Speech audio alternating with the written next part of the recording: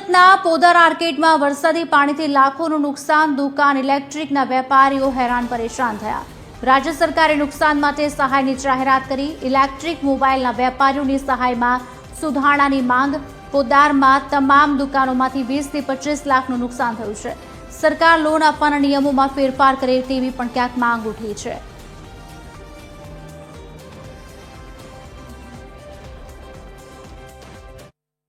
સુરત શહેરમાં જે પ્રકારે વરસાદી પૂર આવ્યું હતું તેના કારણે સુરતના પોદાર આર્કેડ સહિતની જે આસપાસની દુકાનો છે તે દુકાનોમાં પાણી ઘૂસી ગયું હતું અને લાખો કરોડોનું નુકસાન જે છે તે થયું છે। ત્યારે આજે રાજ્ય સરકાર દ્વારા જે સહાય પેકેજની વાત કરી છે અને તેને જ લઈને દુકાનદારો તેમની સાથે વાત કરીશું। શું કહેશો, જે પ્રકારે સહાય આપવાની વાત કરી છે કઈ રીતે જુઓ?